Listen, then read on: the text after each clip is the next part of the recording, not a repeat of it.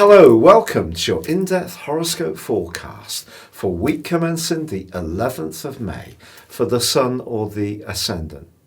If you've yet to subscribe to my channel, I'd be honoured if you did so now. Please click or tap on the bell notification symbol.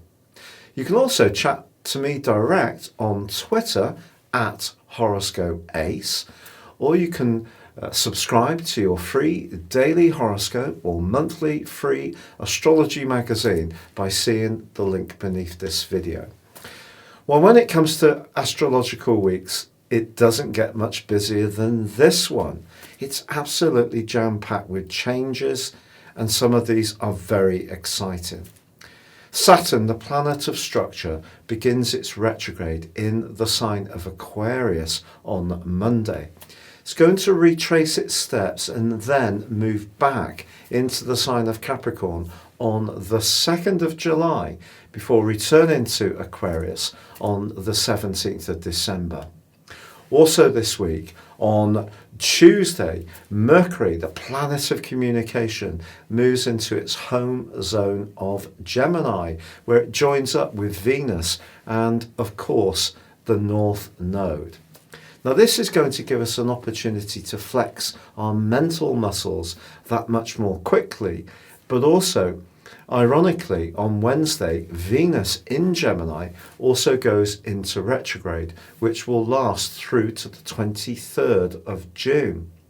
Also on Wednesday, Mars moves out of Aquarius and into Pisces, the 12th solar house. And finally, on Thursday, Jupiter, the planet of expansion, starts to retrace its steps in the sign of Capricorn, and it's going to be in reverse for 4 long months. Now, already Pluto is retracing its steps in Capricorn too. So these are very significant changes. Also, we have a quarter moon on Thursday in the sign of Aquarius. And when it comes to our resources, our financial planning, or even our friendships, I do feel that the quarter moon does ask us to be a little more cautious in our approach when it comes to what we are getting into. So if there is some kind of way you're flexing to COVID-19, trying to be flexible, which would be a very positive thing to do. And obviously the conversations we have this week with Mercury's help can be very helpful, but it is going to be important to just have maybe a short-term plan as well as that longer-term plan. Now, this week also sees Venus continue its long square with Neptune, and with Venus now in retrograde, the potential for muddle around relationships is heightened. But it also can make us much more sensitive to other people. So is there a tide that we need to be more open to raise our vibration, to perhaps connect to someone in a different way? Also, right through this week, the Sun in Taurus is forging an amazing link with Pluto in Capricorn in the part of our situation to deal with worldly interaction. Now, this suggests that if we can go with the flow around the changes we're being pushed to make at the moment, it actually is going to be a much smarter thing to do than to try to cling on to something that is going to fundamentally alter. And if we can therefore accept that our values, our outlook, our associations, our whole mindset is in a state of, some would say flux, some would say evolution. It depends on our relationship to this crisis. But if we can go with it, it will be something that we can benefit more from than if we try to resist it. Your specific forecast, Sagittarius, shows your ruling planet Jupiter going into a 4-month retrograde from Thursday. This is like a giant Mercury retrograde. And Jupiter affects business, it affects travel, it affects expansion. So it's understandable that these are areas that could continue to be, at the best, sluggish over this period of time. But you've had a lot of practice over the last couple of years with the support of Saturn and perhaps getting by on a bit less.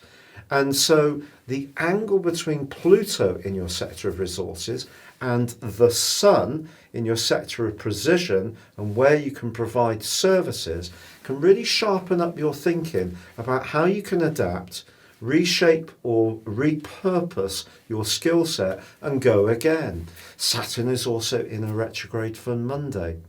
This could mean that you do feel a sense of frustration about being hemmed in. There's also a quarter moon on Thursday in the sign of Aquarius, which could see you almost try too hard to be too virtuous this week.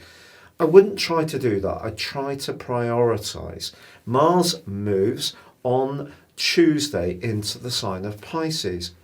A good place for you to be busy actually would be around the home, especially on any do-it-yourself tasks or perhaps some hobbies or some crafting.